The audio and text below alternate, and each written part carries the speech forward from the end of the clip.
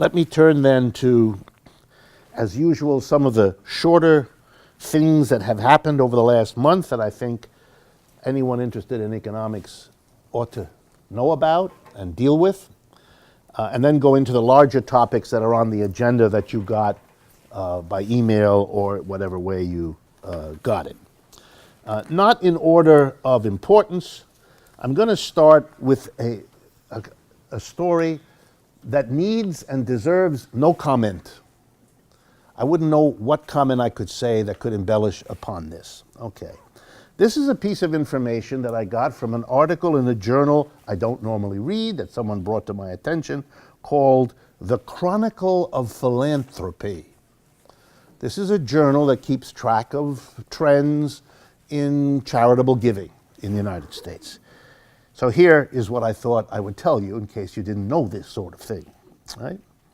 I'm reading from the article. The wealthiest Americans, those who earned $200,000 or more, reduced the share of income they gave to charity by 4.6% between 2006 and 2012. In other words, across the years of this crisis, the worst years of this ongoing crisis. Anyway, let me repeat this. Between 2006 and 2012, the wealthiest Americans, that is everybody who earns $200,000 or more, which does exclude a good number of you, I would guess, the people who had the money reduced their contributions to charity in America by 4.6%. Meanwhile, Americans who earned less than $100,000 contributed 4.5% more of their income to charity over the same years. You want to understand what's happening in the country, think about it. Okay? Second short item about which I will make a comment. And this was from the New York Times, I believe actually from today or yesterday. A few weeks ago, President Obama made a bit of a news story when he decided that he would not be held back by the Congress, which was not doing anything, which was caught in screaming at each other and not doing much, that he could use legal presidential powers to get things done that didn't require congressional approval. And one of those was to extend the minimum wage law to home health care workers.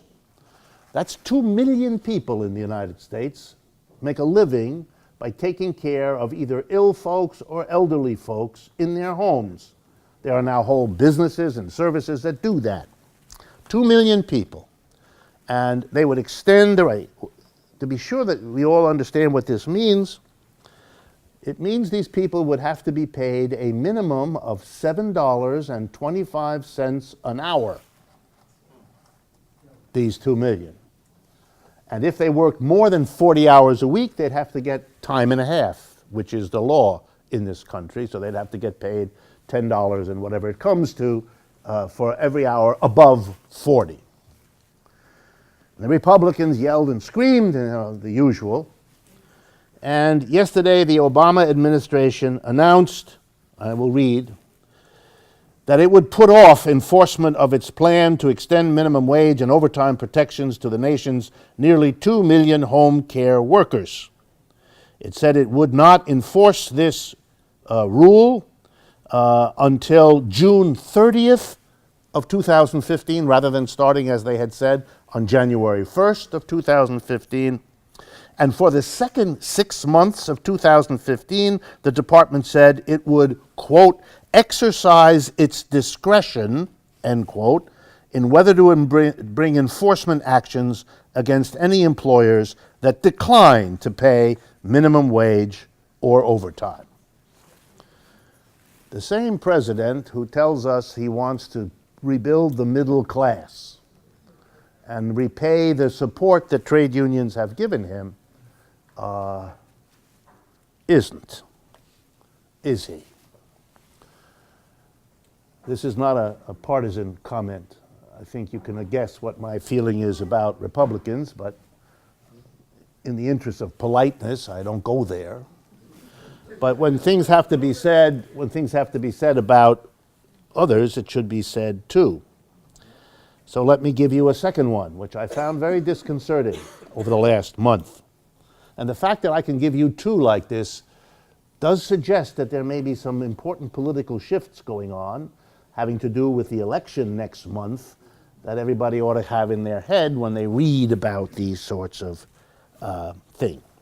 A case is now before the Supreme Court of the United States. Doesn't get much publicity, and so I wanted to tell you briefly about it. It was brought by a man named, I believe his name is Jesse Buck, B-U-C-K, or a name close to that. He is an employee of Amazon. If you're an employee of Amazon, most of what you do is you run around, and I mean run around in an enormous factory-like building, one of those, like, you go Home Depot, one of those immense, cavernous kinds of stores with the corrugated walls and all of that. And you run around because everybody who orders Amazon, there's a code system, and so the order comes in for a book or a toaster or whatever it is, and then somebody has to go running along the enormous paths of these places to fetch the object and put it in a package and send it to you. Many of these workers walk or run 6, 7, 8 miles a day as part of their job. Okay. So what's the court case about? It turns out that when this is America. It turns out that when your job is over at the end of your 8-hour day, Amazon, which loves you dearly, doesn't trust you as far as it could throw you, and requires you to go through a security procedure to identify whether you are taking something home with you that you hadn't brought this morning when you came. And that the average length of time a worker stands in line waiting to go through the security apparatus is about 25 minutes a day, for which they are not paid. The employer requires you to go through it, otherwise you lose your job, but doesn't pay you. Mr. Jesse Buck got a lawyer and said, wait a minute, either it's voluntary and then you don't have to pay me, or it's part of my job, you require it, otherwise I get fired, so then you have to pay me. It went all the way up to the Ninth Circuit Court of Appeals. That's the highest level of judicial review before the Supreme Court. The Ninth Circuit Court of Appeals agreed with Jesse Buck. But Amazon appealed. Amazon doesn't want to pay the extra money for the 25 minutes it requires of its employees on the presumption that they're thieves. Okay? So the Supreme Court's going to hear the case. It's hearing it now. That I'm not upset about. But the Obama administration has entered the case on the side of Amazon and has filed 2 briefs, one by the Justice Department, one by another branch of the government, supporting Amazon in the case. Excuse me? The Department of Labor. Okay, the Department of Labor and the Department of Justice. Yes, sir. Regarding other marketplaces, NPR was reporting the Supreme Court hearing it today. It was outrageous. These people are employed by a contractor, and there were 2 contractors doing security check on over 1,000 workers. Yeah, taking their time. Sure.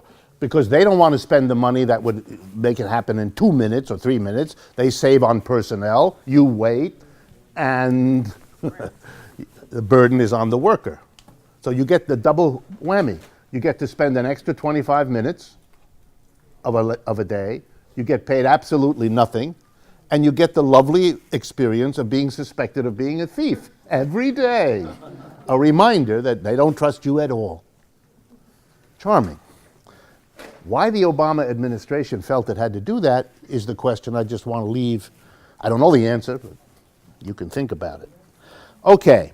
2 other important things before we get into the big ones for tonight. First, an announcement in the month since I saw you last. comes out of the German state called Saxony, or in German, Sachsen.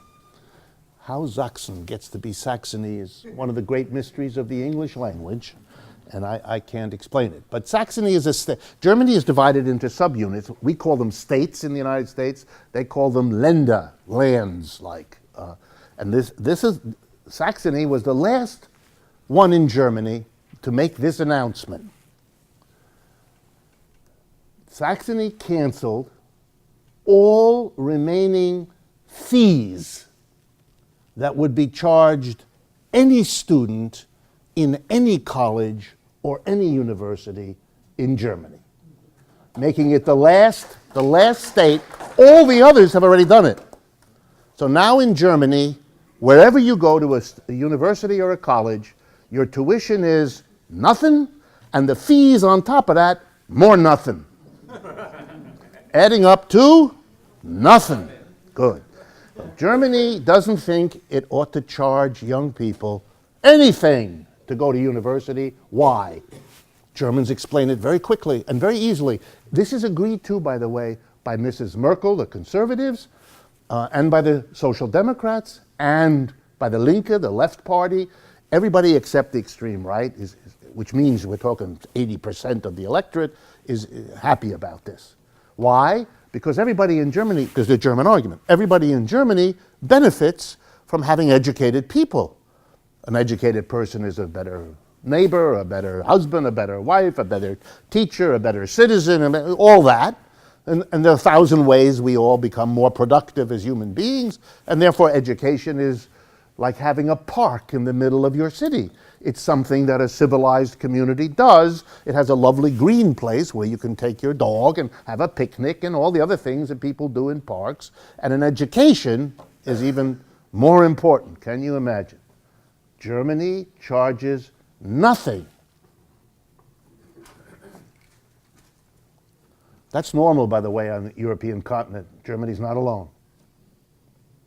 Even England, which is the one country most like the United States, for some historical reason, even England, which does charge tuition, didn't used to, but now charges tuition and fees, much lower than the United States, but they have a rule in England. They make loans to students the way we do here too. But the difference is, I thought some of you who are struggling with school loans or have relatives or friends who are, here's the rule in England.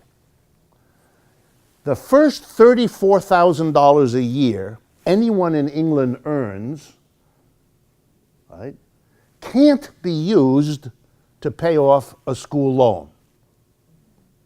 Okay? Only if you earn more than $34,000 a year, you pay 9% of the extra above $34,000 that you earn.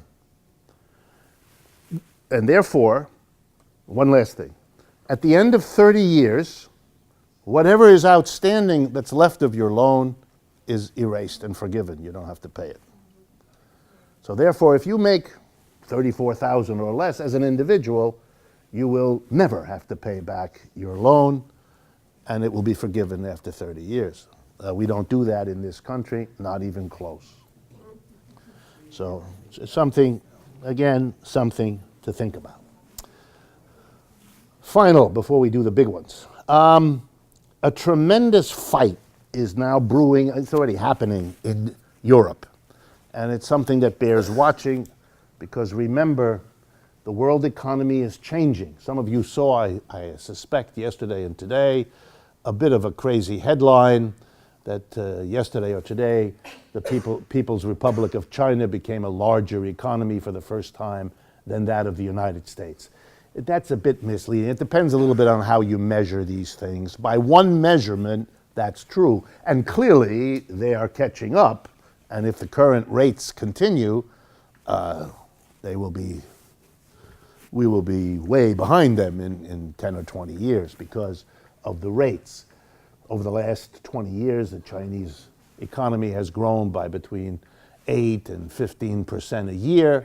We've averaged 2 to 3. I mean, you don't need rocket science to understand what that means over time, because it's cumulative. It's a cumulative percentage increase. But really, the biggest single economic unit in the world is neither the United States nor China. It's Europe. If you put together all of the countries of Europe, you have an economic unit that is bigger, economically speaking, than either the United States or China.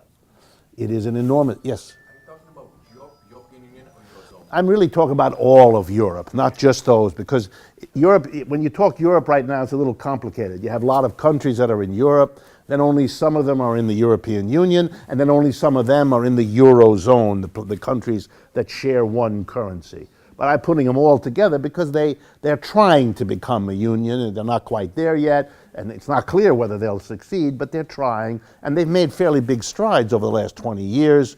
They even have a common currency. They didn't have that 20 years ago, et cetera, et cetera. But if you look at it all, it's an enormous place. And it is arguably right now in the worst shape in this crisis. That is, in worse shape than China, in worse shape than the United States. That's a very serious thing to say. For example, in Europe right now, the average unemployment, I've forgotten what it is, but it's about 11% or in that neighborhood.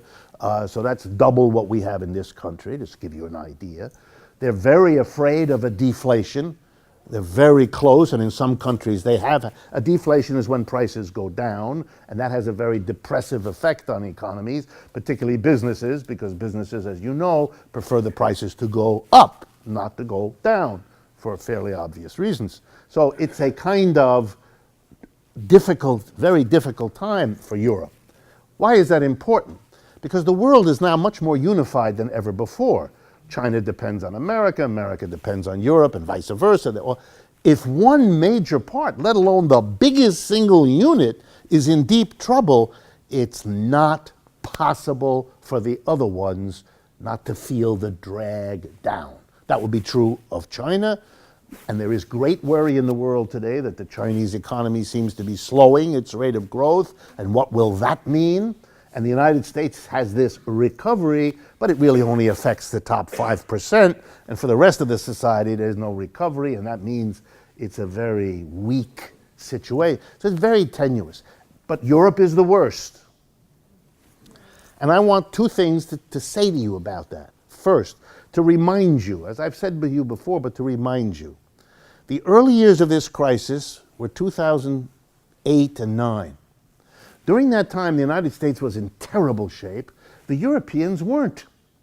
And the Europeans were full of editorials and proud statements that we in Europe, we know how to run our affairs. It's the Americans. We have the social democracy, we take care of our people, and that's why we're not having this terrible time in the crisis. Whereas the Americans and the British in Europe, and the British is a kind of an afterthought, which increasingly people forget to add to sentences, which hurts the feelings of the British. Having been once, the ruler of the world, Britannia rules the world, now Britannia doesn't, and it hurts. It hurts. So the point here, two things. One, the Europeans now can't laugh. They're in the position the United States was, and the United States is in the position they were.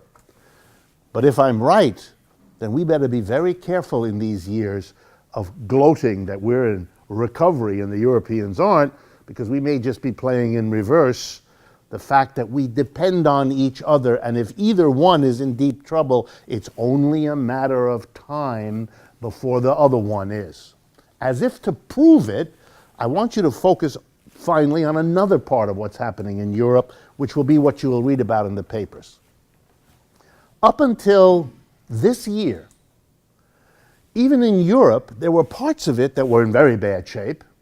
Greece, Portugal, Spain, Italy, particularly the southern and parts of Eastern Europe. But France and Germany, the two big powerhouses of the European economic system, the most important economic units in terms of countries, and Scandinavia were in good shape. Last month, for the first time, the German economy went into recession. Why? Because in the end, most of Germany's output is sold to the rest of Europe. And if the rest of Europe is in deep trouble, they can't buy the German refrigerator, the German car, the German you fill in the blank. And sooner or later, even if Germany finds customers in China and so forth, they can't solve that problem. So what you now have is the proof that if you're part of an economic system in which a portion is in real trouble, it's really only a matter of time before that trouble comes to you. What's happening in Europe is nobody can stand it anymore. The unemployment is too high. It's lasted too long. This crisis wasn't supposed to happen. When it happened, it wasn't supposed to hurt so many people, and it wasn't supposed to last so long. It is doing everything it wasn't supposed to, and people's anger and upset is changing. Those of you interested in politics, you should know that if I had more time, we could talk about how in Greece it has really strengthened the left wing much more than the right wing. In Spain, it has strengthened the left wing much more than the right wing, particularly in Spain, which is a large European economy, and Greece, which is a small European economy. The political changes there are very, very profound and very dramatic, beyond anything anyone foresaw before. If you're interested in Spain, I don't know how this is pronounced. I believe it's pronounced Podemos, but that's the movement inside Spain. If you have the time, read up on it. You might be excited. It's a kind of Occupy Wall Street, but much more successful, much bigger, and much more politically engaged because it's a different society and a different culture. Well, here's the fight. Masses of people are demanding that the government do things for them. The best model is really the United States of the New Deal. They want to have happen in Europe what once was done in Europe in the 30s, but where the great model is Roosevelt. Help old people with Social Security improvements, help the unemployed with all kinds of supports, pump up the economy, stimulate, if you like the American word stimulus, but don't stimulate from the top down, stimulate from the bottom up. We're going to help the mass of people, and then they'll have money, and then they'll buy things, and that will make profits for the companies, but we're going to help the masses, and it'll trickle up to the company rather than help the banks and the companies and hope that it trickles down to the average person.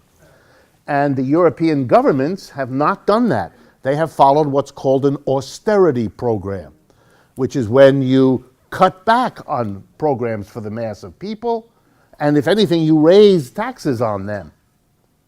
Why? Because you've borrowed so much money, you have to keep the banks and the other lenders happy with you by not spending too much money and not borrowing anymore. That's what Obama has done. Obama raised the taxes.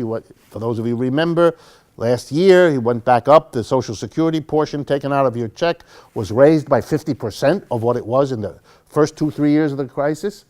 And he has cut back drastically on government spending. Now, that's partly the pressure of the Republicans, but he's gone along with it. So we have austerity here like they have in Europe. But the Europeans can't stand it anymore. And there is a fight. And you'll see this played out as a fight between the French and the Germans. The two big powers have fallen out, and you're going to see this very popular in France, a young man about 35 years old who's their new finance minister.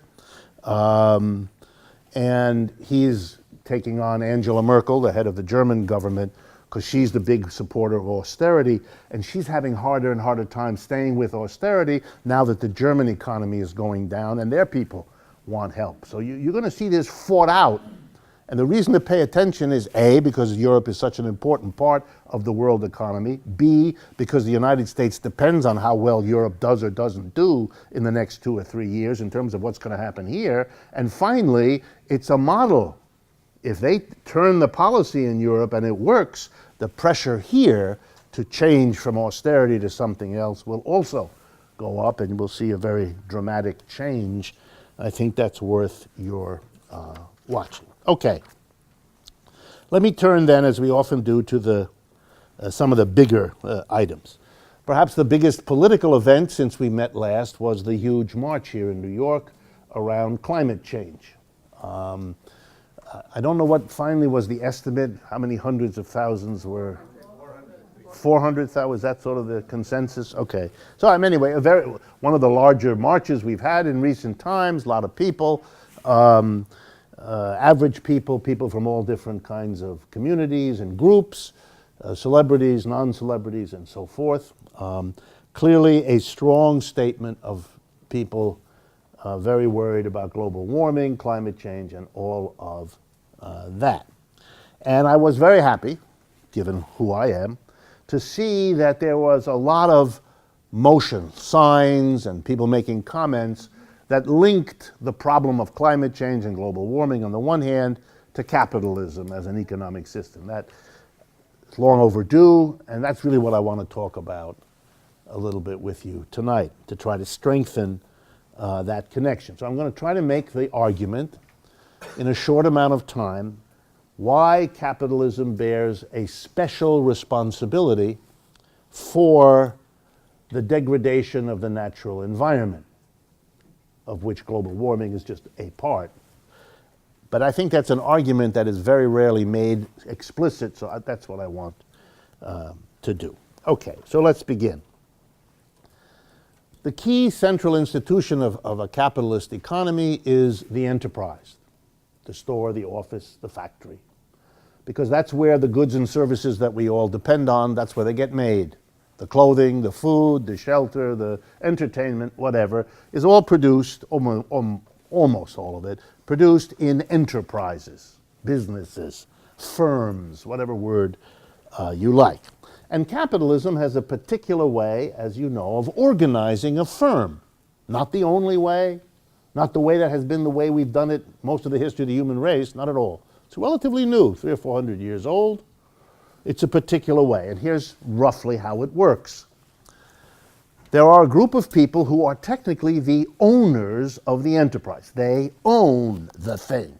And in a modern capitalist economy, where most enterprises are organized as corporations, that's a legal term, that's all that is, a corporation.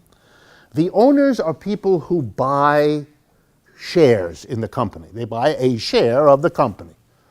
There are a lot of different people who own General Motors, or a lot of different people who own Starbucks coffee, or any other of the major corporations you all know.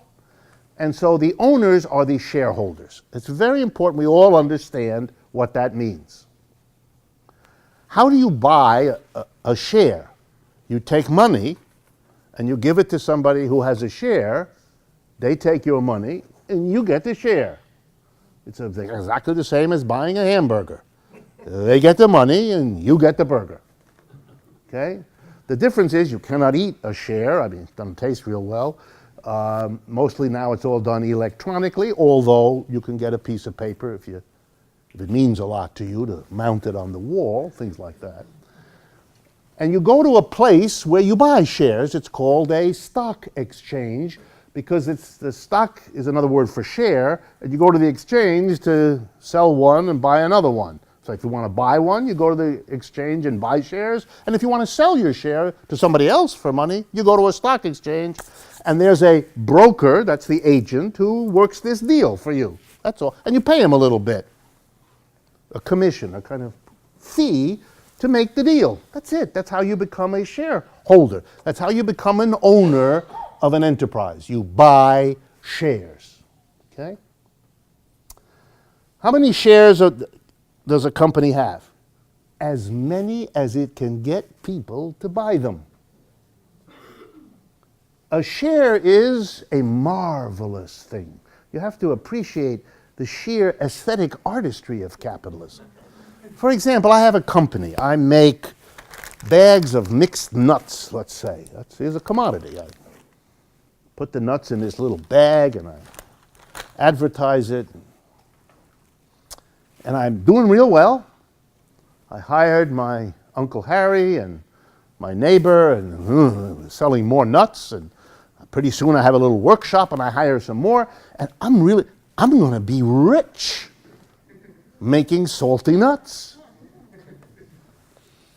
And in order to be rich, I need something.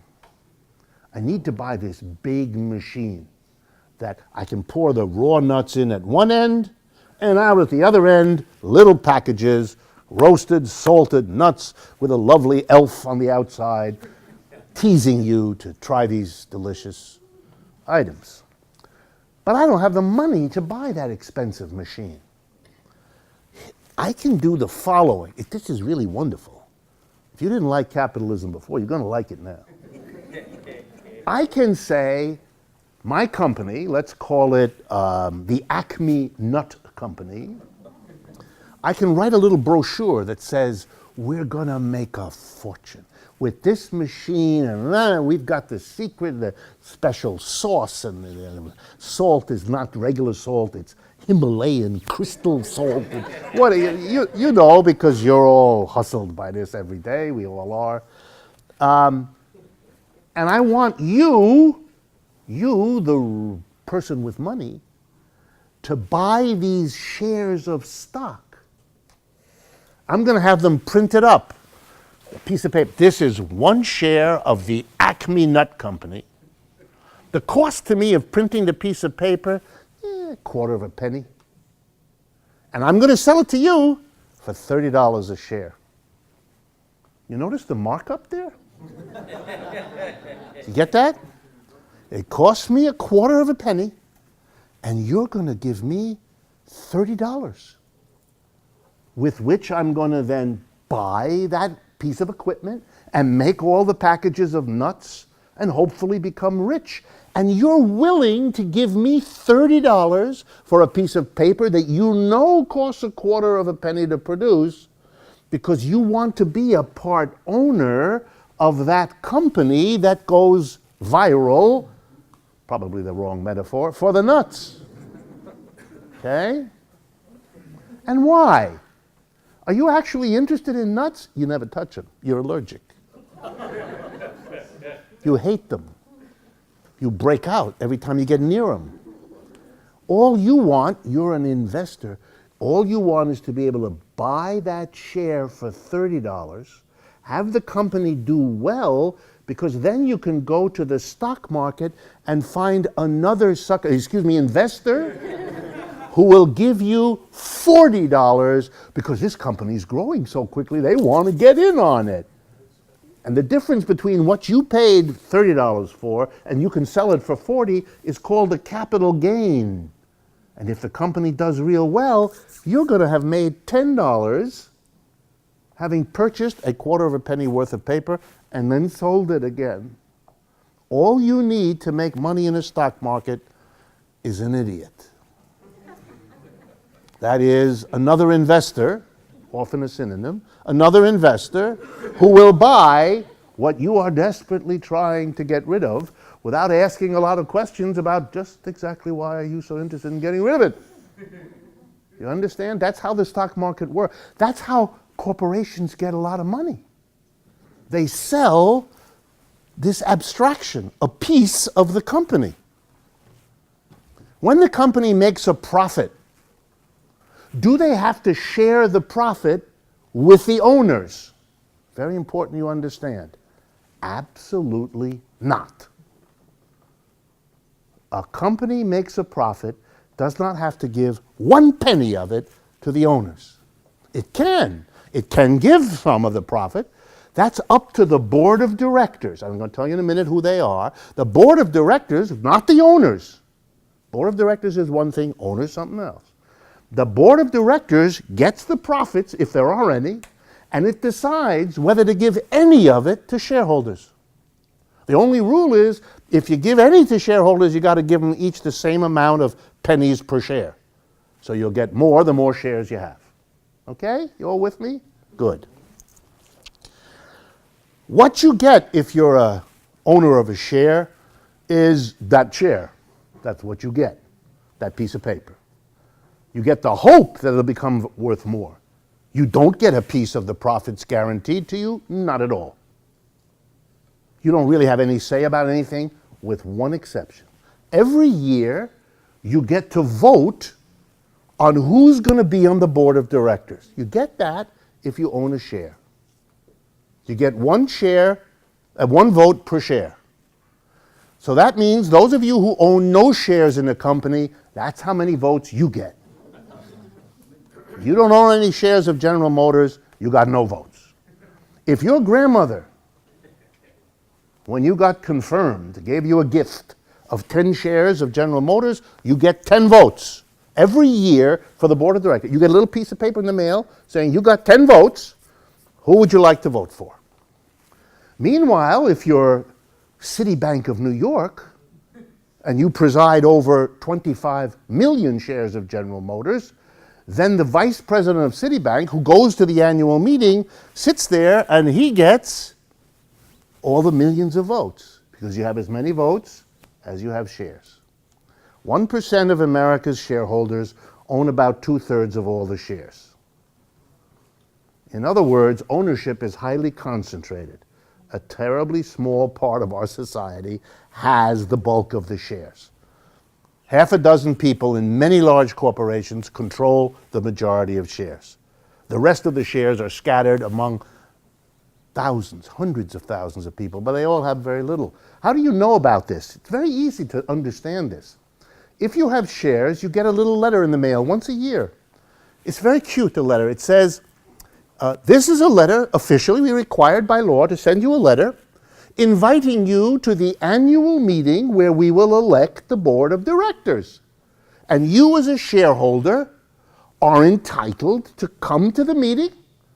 We will admit you because you're a shareholder. If you're not a shareholder, you can't get in the room. We will admit you, and you will be able to vote the number of shares that you have. How many shares are outstanding of, say, a company like General Motors? I don't know. I'm just guessing. 800 million. I'm sure it's at least that. 800 million shares outstanding.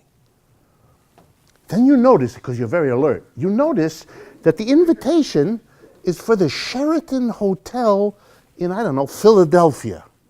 And you're smart, and you know, no way 800 million people can get into this Sheraton Hotel. You're probably smart enough to know that in the Sheraton Hotel, I don't know, maybe 300-400 chairs can be packed in there. They're obviously not expecting the shareholders in any number to show up. And they're right, they never do.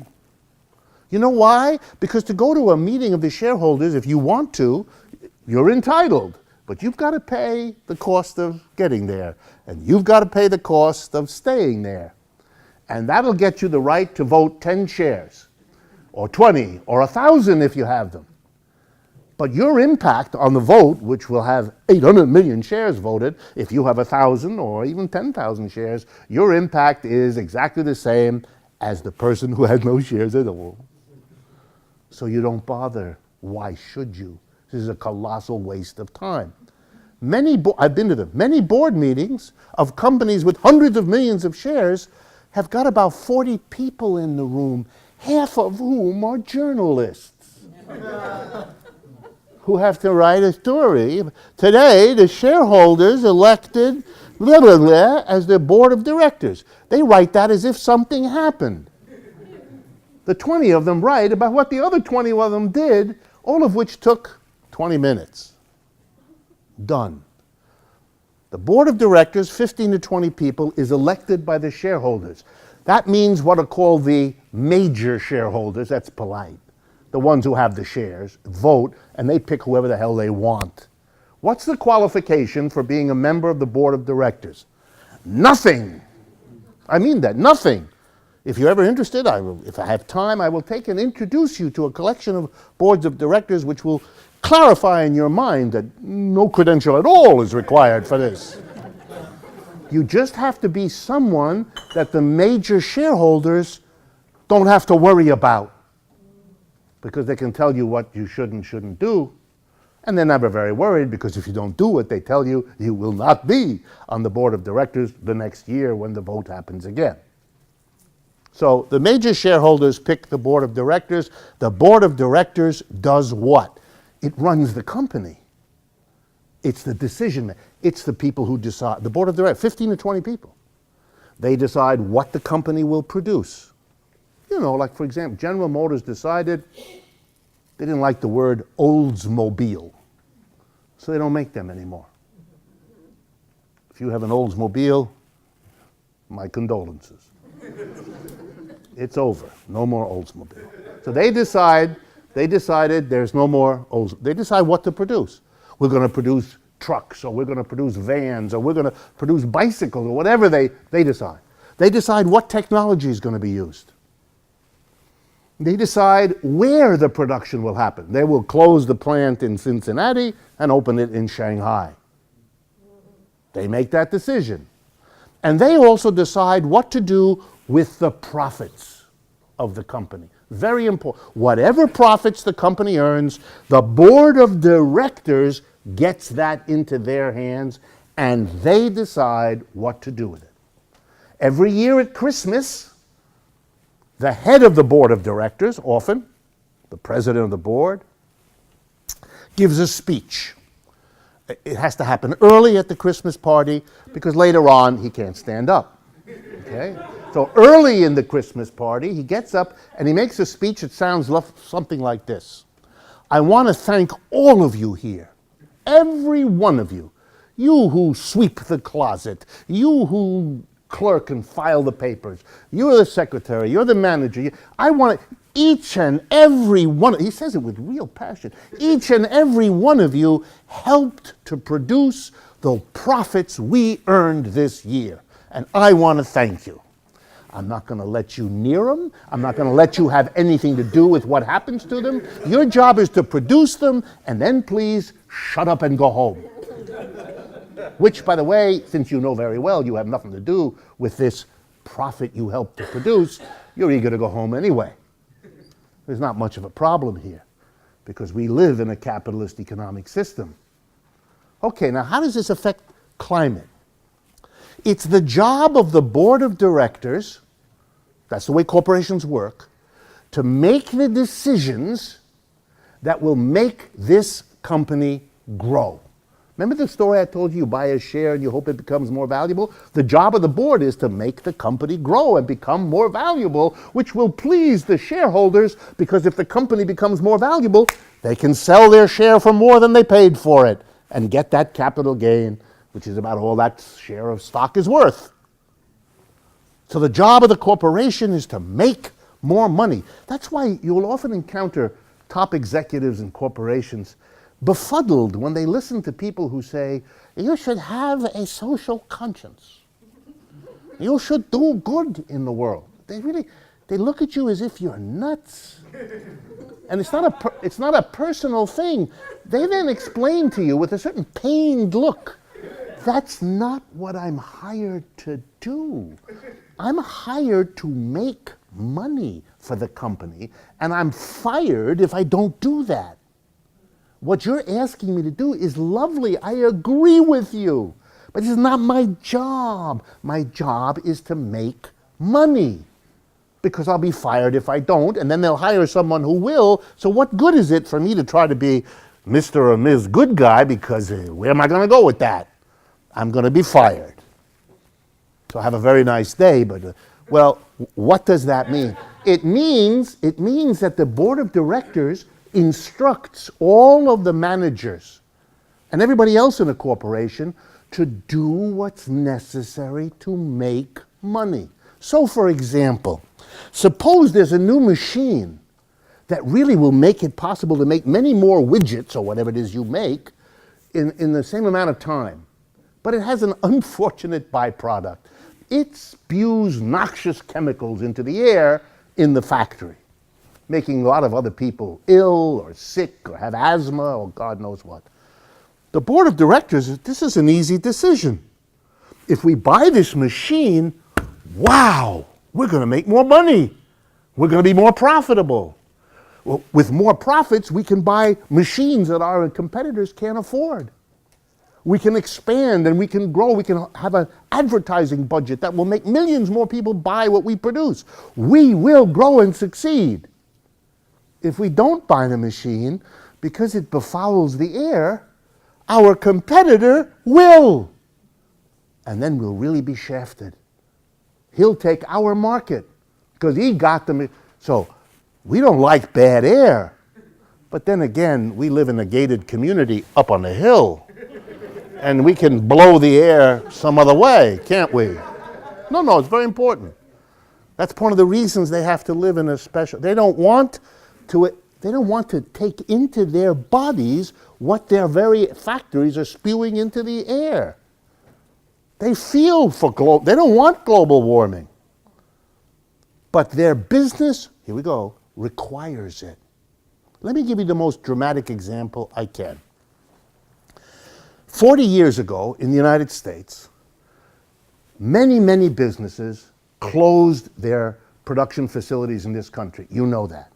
That's why you're all wearing clothes made in countries thousands and thousands of miles away, right now. Your socks, your shirts, your shoes, all of it. Those companies did that because they could pay workers in those other countries a small fraction of what it costs to pay workers here. You know that too. In other words, they went there because it's more profitable to make shoes if you pay people 20 cents an hour than if you pay them $15 an hour. This is not rocket science, right? Capitalists can manage this. They can sit there, hire an economist like me. I will make it complicated, but they'll get the basic idea. You're going to make more money if you go to Brazil or China or India or wherever. So they do, because it's profitable. But of course, if you produce far away, you have to bring all that crap here. You have to go on a ship on the ocean, dumping all kinds of toxic crap into the water. That's what these ships do. The smokestack emits a vast array of God knows what into the air. You waste energy like it's no tomorrow to run these ships. This is an ecological nightmare, what we have done in the world. Everything that you consume now has to travel thousands of miles at the cost of enormous energy loss and global warming and all the rest. Why did it happen? Because we want our shirts made in China? Of course not. You really give a damn whether your shirt is made in China or Panama or Hoboken? Come on. You could care less. We didn't go there because it's cheaper. We went there, the decision was not made by consumers. They didn't decide to move production. The company made that decision, and it did it to make money because that's what it has to do to survive. Capitalism produces the behavior, whether it's choosing a toxic technology, whether it's moving production 1,000 miles away, all of it. And not to deal with the pressures in our economic system that produce pollution like this is not to be really serious about it. You're really going to say, let's all have in our kitchens 4 garbage cans. 1 for plastic, 1 for paper, 1 for food, and 1 for whatever we can't think of. And we're going to put them out in separate Is that a nice thing to do? Absolutely. I'm not telling you not to do it. You're not going to deal with the problem of global warming this way. You're not. And saying you want paper and not plastic at the supermarket isn't going to do it either. Nice as these things are, they don't get to the heart of the problem. There's a reason why we have used every factory that ever made a decision.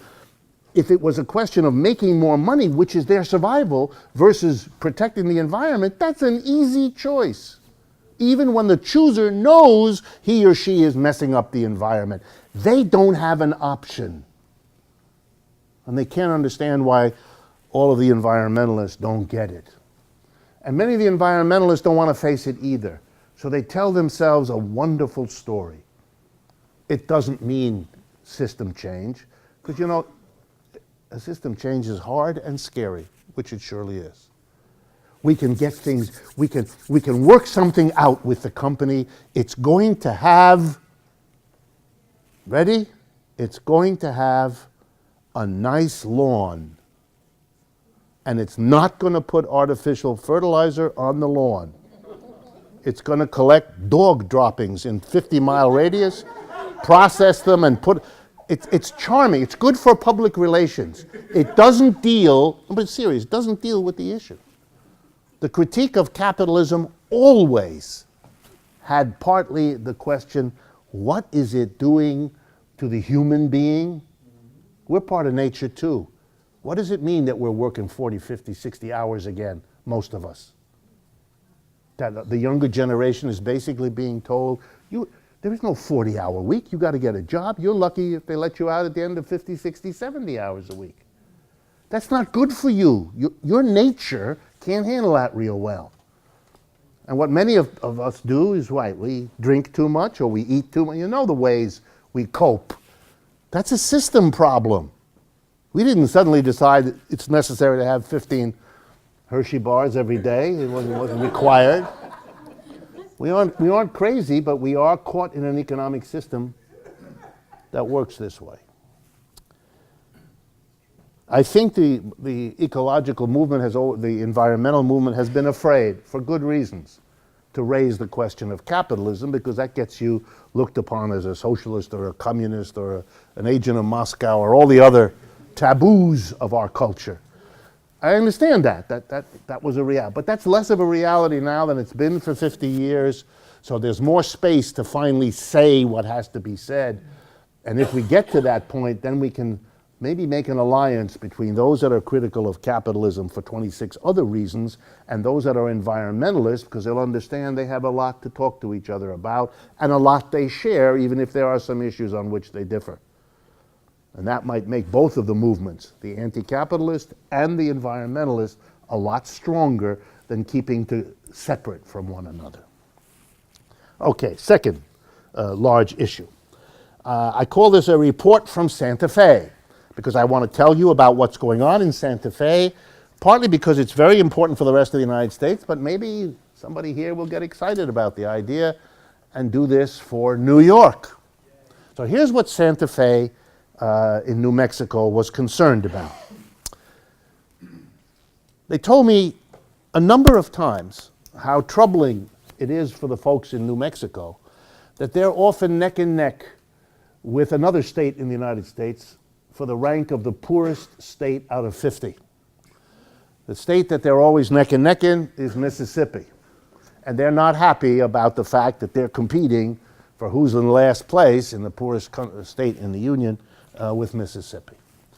And one of the things, not the only one, they're not naive, one of the things they think has contributed to it has been the fact that they don't have a place to go to get credit when they need it. Credit as an individual and credit as a small business, credit as a farmer. There's a big agricultural part of New Mexico, and so on.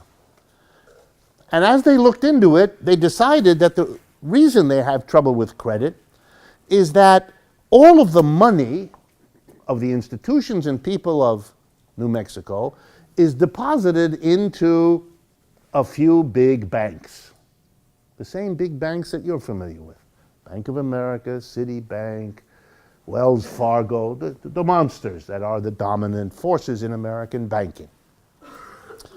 They put their money into those banks, and those banks then, being businesses, use that money where it's most profitable to use it for them.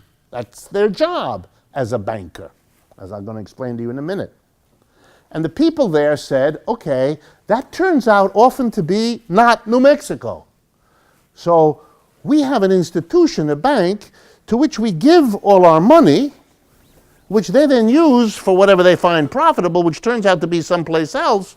So the money of the people in New Mexico isn't kind of circulating to help the people in New Mexico. Why don't we do something else? Why don't we set up a Bank of New Mexico? And here's how it would work. And the model is what exists in one state in the United States, the state of North Dakota. For 100 years, just a footnote, for 100 years, North Dakota has had a public, government-owned and operated bank. 100 years. Republicans and Democrats from time to time have said we shouldn't have that, that's socialism. The people of North Dakota, who are not radicals, with some exceptions, of course, but in general, it's not, when you say radical in America, North Dakota doesn't pop up, okay? But the people of North Dakota have not listened to anybody conservative or otherwise, telling them to get rid. They want that public bank, and they've kept it despite the anger and opposition of the big private banks in America. They've kept it. And here's what the Bank of North Dakota basically does.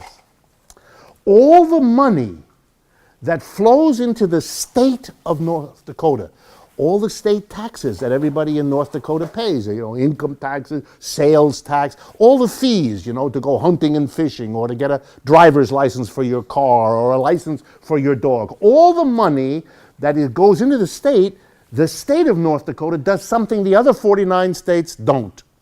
It does not deposit those monies into a private bank. It puts it in its own bank. The Bank of North Dakota gets all of the state's money. That's hundreds of millions of dollars. That bank then lends the money out. That's what banks do, as I'm going to explain to you in a minute. And who does the Bank of North Dakota lend the money to? Well, it's the Bank of North Dakota. So guess what? It lends it to the people of North Dakota and to businesses in North Dakota, which is why it is so popular that nobody, left, right, or center, can touch it, because businesses have benefited from this in a way they don't believe they ever would have gotten the attention of some monster branch of Wells Fargo. I don't mean to pick on Wells Fargo. I enjoy picking on Wells Fargo, but I don't mean to pick on them. And the same applies to the others, you can guess. So the Bank of North Dakota is very successful, and New Mexico wants to do it too. And they took a chance. They had a statewide conference in the big convention center in the state capitol. And they had a tremendously good attendance. They're overwhelmed. All kinds of people who had never heard any of these arguments before came to the meetings. I know, I was there. They invited me. I came and talked about this. And the response I got was, like everything else there, very enthusiastic. And they've started a really serious movement. And they were smart. They talked about partnering with local small banks. In other words, they're going to take the money of the state, and what they're doing is they're talking about opposing the big banks that have abused, in their view, their hospitality, but not making enemies out of the small banks, because they're going to work together with them. That's politically strategic. That's good thinking. What is the role of a bank, just to drive it home? A bank is, above all, a social institution. So let me give you a 2-minute course in banking. A bank takes all the money that people don't need right now. Whether it's a business, businesses have money coming in, they sell something. They don't need that money right away to pay a salary or to buy some materials. They need that next week or next month. So every business, like every person, has an uneven inflow and outflow of money. So what do you do in the interval between the time you get money in and you have to spend it? Answer is, you put it in a bank. Right? You deposit checks into a bank and then you write checks against it. But for a period of time, the money you have is deposited with the bank. And the bank collects everybody's, yours, his, hers, and all the businesses. And then the bank does something absolutely social. The bank takes all of the money from people who don't need it right now and passes it to people who want to spend now but don't have the money to do it. It takes the money from the people who have it but don't want to spend it and gives it to the people who want to spend it but don't have it. That's really what a bank does. And how does the bank make money? Simple. It gives to the people who deposit the money in there very little, and it charges the people to whom it lends their money a lot. That's why the banks are made of marble. This is a good business. You take in other people's money and pay them little or nothing. You have noticed that the money you deposit in the bank these days gets paid little or nothing. It tilts towards nothing. You know that. Meanwhile, the banks lend it out. One of the most favorite things for banks to do is to lend it to you for a credit card. When you use a credit card, that's actually a loan from a bank. What's the average interest on credit cards these days, you know? 17 or 18%. So now let's see. The bank gets you to deposit and gives you 0.5%. Then it takes that money that it got from you and gives you 0.5% and lends it to your cousin for 17%. Oh boy, are you in the wrong business? This is the business for you to get into. You can't start a bank unless you get special permission from the state or the federal government. Banks are limited. Otherwise, we could all get in on this business. This business. But here's the really important part. To whom the bank lends shapes the culture. All that money is available. Suppose I want to build, well, I'll give you an example, a real example. Suppose I had the following idea, that the world has a terrible deficiency of medical personnel.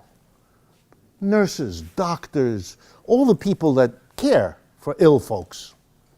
And I want the banks to give me a ton of money so I can create an intense program of training, every kind of level, from doctor, nurse, on through all the different, and I'm going to produce a fantastic program of filling this need in society, caring for people. Because I'm convinced that the world is full of people who need care and they didn't care for them. I go to the bank and I say, I want this. The bank says, very nice idea, but it's more profitable for me to lend to somebody else. Have a nice day. That's what banks do.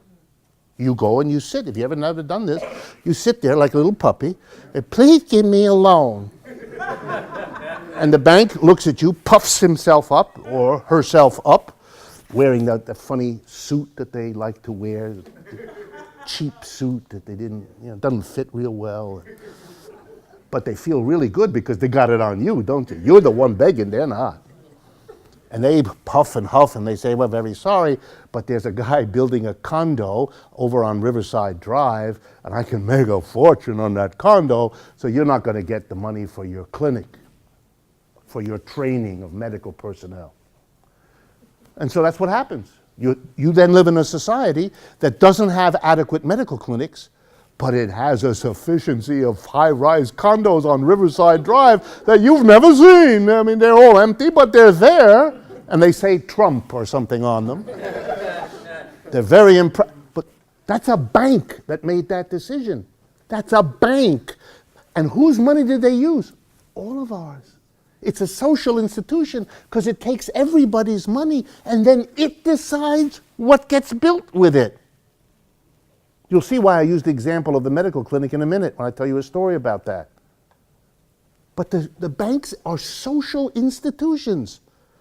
But instead of having the money that people don't need that they put in the bank lent out to something that we need as a society, we don't do that. We let the bank decide who to lend it to based on what's profitable for the bank.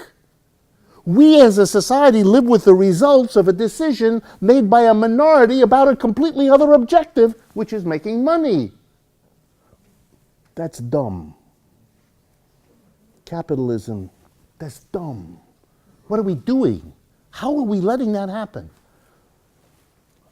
There is an example of a country that did this, that actually took its money and used the credit collected from a lot of people to create an industry of training medical personnel. I don't know if you caught that story over the last month. The largest medical contingent so far to land in West Africa to try to deal with this Ebola epidemic that is so far, particularly in Sierra Leone, Liberia, and those parts of West Africa. The largest contingent comes from not the United States, not Britain, not China, but Cuba, by far. And it turns out, when you start looking into this, that Cuba has its people, its trained medical people, doctors, nurses, and all the, in 66 countries right now. Nobody else in the world has anything like that. Why? So I try to figure this out. This is a mystery. Here it is, very simple. The Cuban Revolution, 1959. tumultuous. As you know, Castro comes to power, blah, blah, blah, all that. There were about 6,000 doctors in Cuba. Half of them left. Went to Florida, where many other Cubans went, as you know. Those who didn't find room in Florida went to New Jersey. You should know that too. So they are those are, I think, the two big states, Florida and New Jersey. And so the Cubans were suddenly in a terrible situation. Half their doctors were gone. So they went to work to solve the problem by using their credit to fund, not something privately profitable for a bank, because the Cuban government took over all the banks. They did North Dakota big time quickly. So they took over the banks and they funded medical. Then they discovered that the rest of the world needed this, that they could make an industry out of training medical personnel. So that today, sending their trained medical personnel to the rest of the world is the third largest producer of foreign exchange for them. Sugar is number one, tourism is number two, and they transformed a crisis for them into a fantastic industry. How does Cuba survive on petroleum? Cuba has no oil. It gets Venezuelan oil. And how does it pay for Venezuelan oil? 20,000 Cuban medical technicians went into Venezuela. And if you want to know why Mr. Chavez was as popular a leader in Venezuela as he was, one of the reasons was he blanketed Venezuela that never had any medical care for the mass of its people. Suddenly every little village had a clinic of Cuban-trained Cuban citizens providing medical care. You have a very different society depending on how your banks work. What the people of New Mexico are doing by replicating the model of North Dakota is saying we are going to have a banking system that, true to its social function, is now made socially responsible in a way that a private bank isn't and can't be. It's something to think about. It's particularly something to think about, and we're running out of time, but it's something to think about because of what's happened to the private banks. I just want to recoup for you what has happened. In today's newspaper, in tomorrow's, and the next, you can read stories about the banks being prosecuted now in Washington and in London for manipulating the foreign exchange markets. That's what they're being. They have now paid, I believe it's in the neighborhood of $20 billion in fines over the last 3 years for the mortgage crisis, when they made a mess out of all of that, including immoral, unethical, and illegal act. You have it here. Okay. Bank of America, U.S. reach $17 billion settlement. This is probably from a few days ago or something, right? They have been caught for money laundering, taking criminals' money and cleaning it up. They've been caught for charging excessive fees. You know, when your check bounces, charging you wild amounts of money that bear no relationship to what it costs them to make up for the fact that they can't do other things. And they have been caught for virtually every illegal act on a massive scale. Really, it's amazing. When you think of the things that banks can do illegally, they've mastered it. Okay? And they not only do they do it, but they did it sloppy. They got caught. They got caught over and over. And they got caught and they went to trial and they lost. Or they reached settlements because they knew they'd lose. If it were any other society than the one we're in, a kind of a capitalism that's lost all its moorings, we would have long ago asked the obvious question. If the private banking system isn't being socially responsible, that's all the stuff I said to you up until 5 minutes ago, and at the same time is this deep in illegal activity, which they've admitted, the question ought to be raised, maybe we shouldn't have private banks. Maybe the way to get them to be socially responsible and the way to get them to stop acting unethically and illegally is to say that the system has to be changed here. It's an amazing testimony to how far we still have to go and to the ideological befuddlement of our people. that question isn't even read. Each time the banks pay out billions, like this headline, 17 billion, Bank of America, people say, well, I had to pay. This is trivial for them. These are people who do 100, 200 billion a year. And this is a one-time covering 10 years of misbehavior. For them, this is a bump in the road. But the important thing, it doesn't change anything. We're just in this. The LIBOR scandal in England, when they manipulated interest rates on a global scale, it's unbelievable what they have admitted.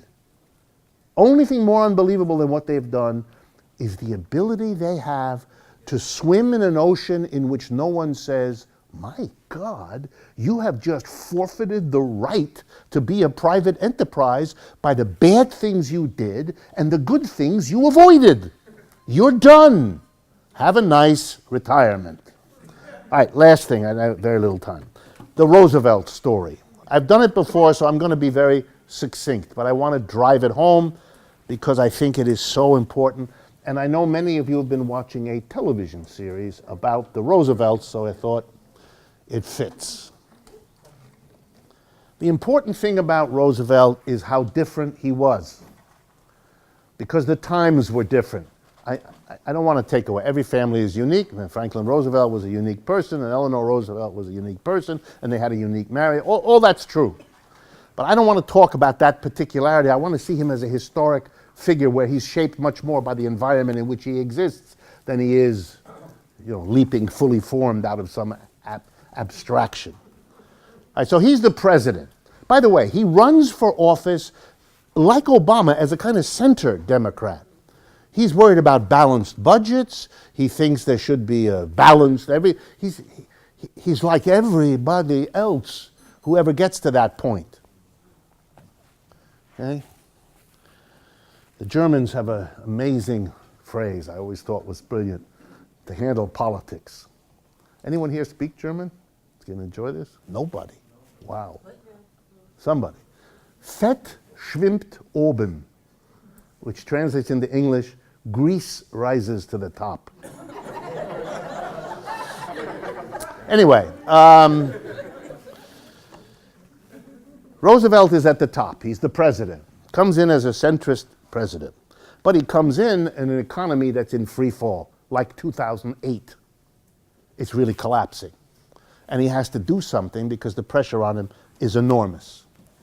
In 1932, 3, 4, those first 3 years of his time in office, he is confronted by a collapsing economy, worse than what we have today, significantly worse, at least worse than what we have to this point. We don't know yet where this one is going to go, but for the moment, that was a good bit worse.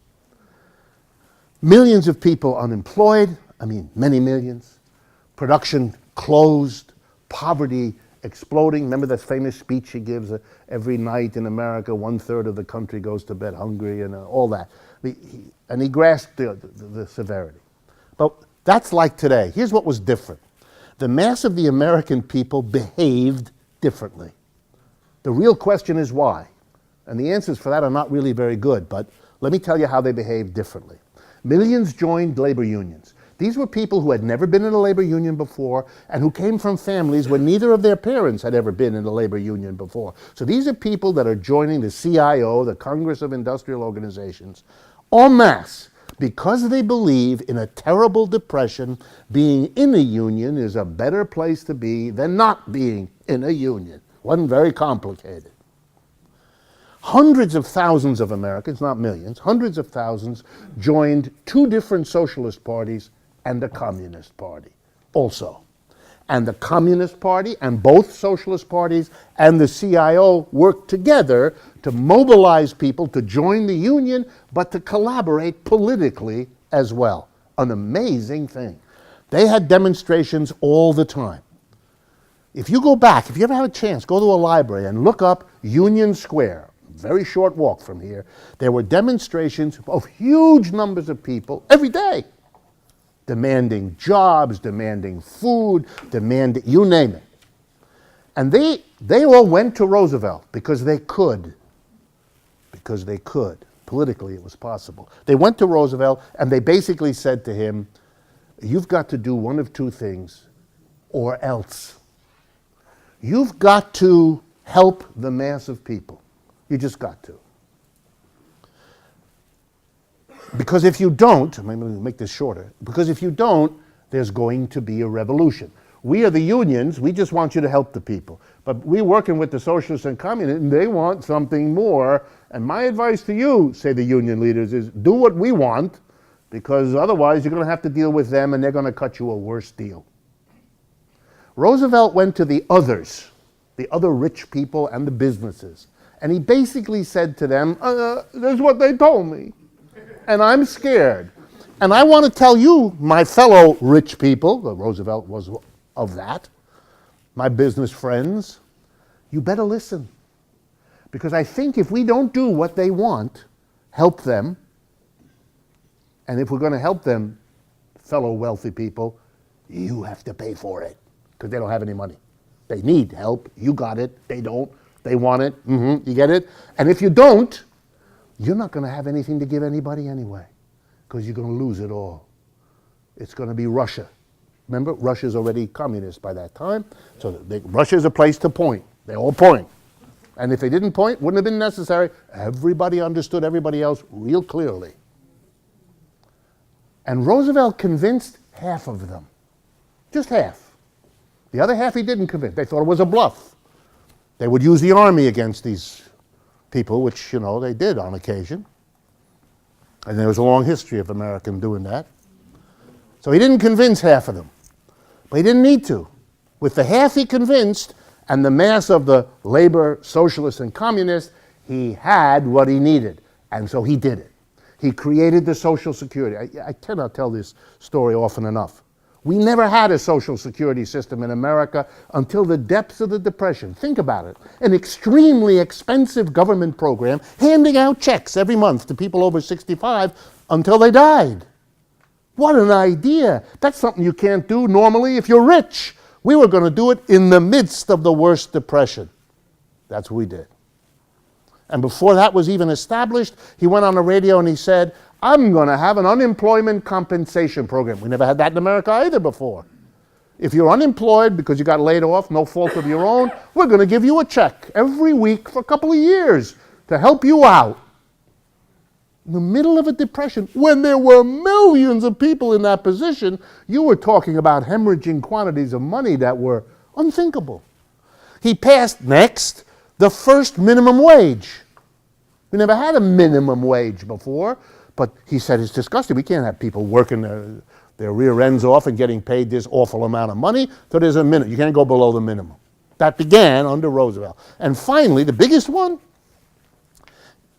he said this: if the private sector, private capitalists, he didn't use that word, but if the private sector, sounds better, you know, sector.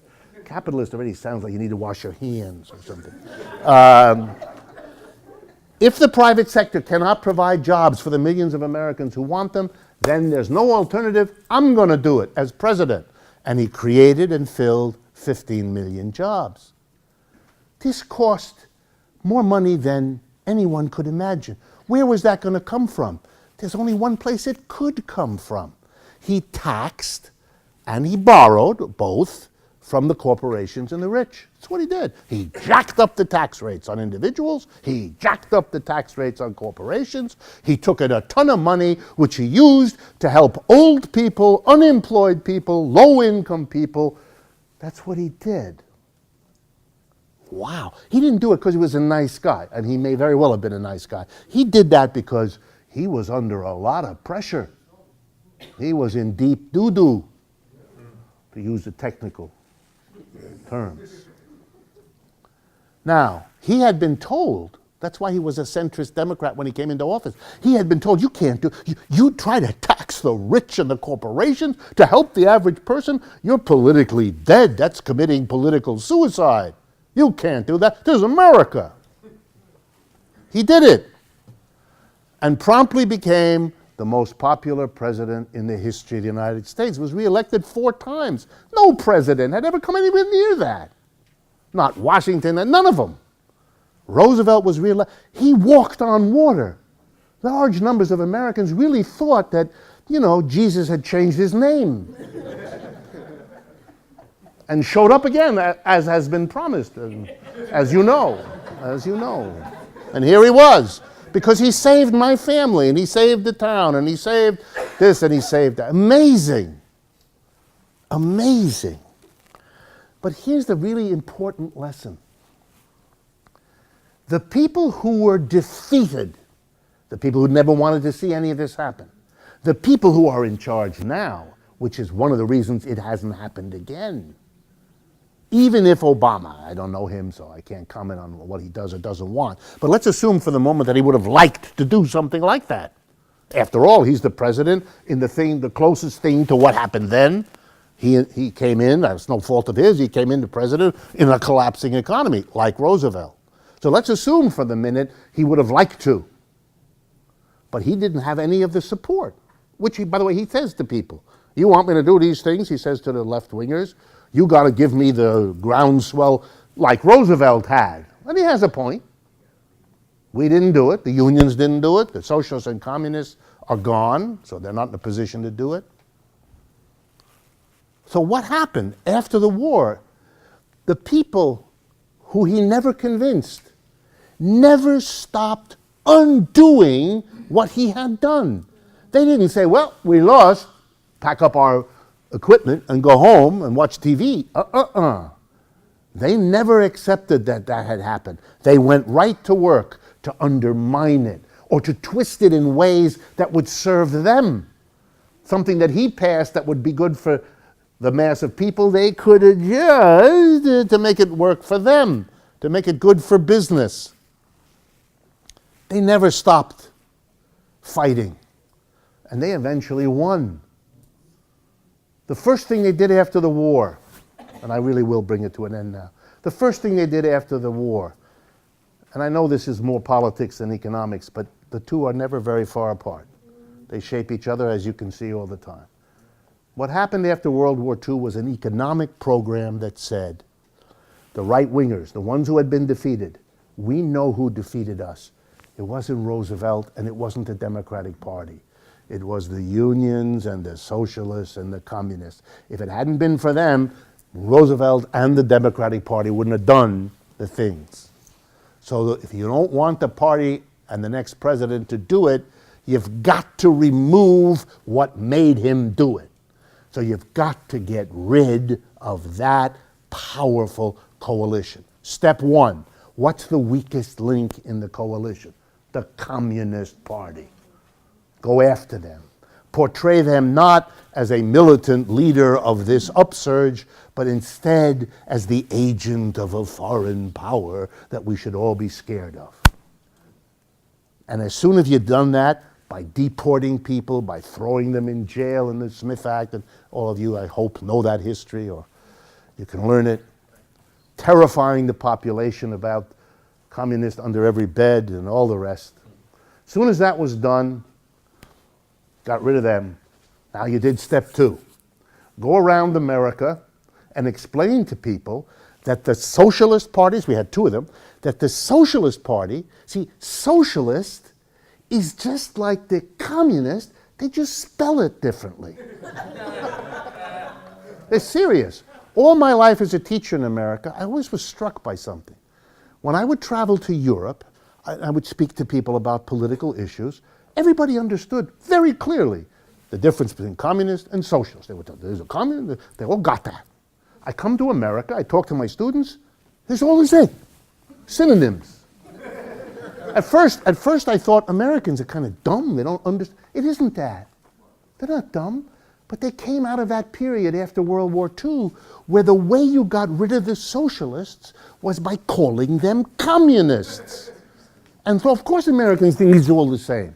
Communist, socialist, anarchist, Marxist, terrorist, and now Muslim. Why not? The function is the same.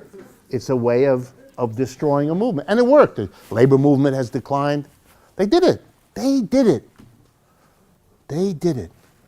And the thing to understand about Roosevelt, therefore, is if you make a movement from below, you can get really good things, but they're never durable. You can't keep them. Because what you've done is you've not changed the system. And the system's devotees, the people who ride the system, who believe in the system, who depend on the system, are going to do what they always do, which is work by the rules of the system. And that means they, by definition, have to undo what you did because you tried to make that system do something it isn't geared to do. It isn't there to help the mass of people. You're living in a country which is showing you that every day.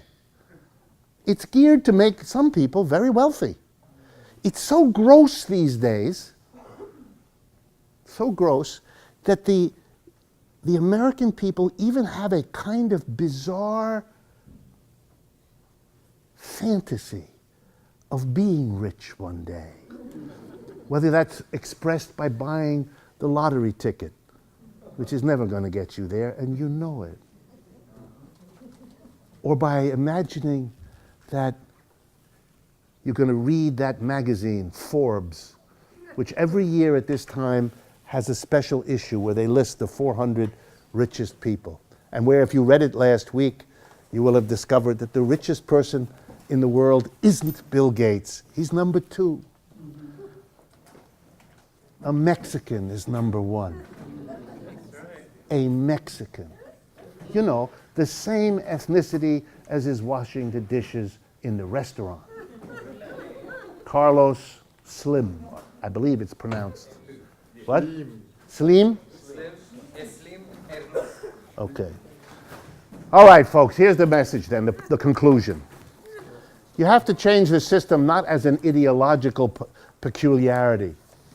You have to change the system because otherwise the struggle never ends. And every time you win, you have to look over your shoulder because you've left in place a system that is working to undo what you're doing. It's a little bit like a lesson taught in military schools.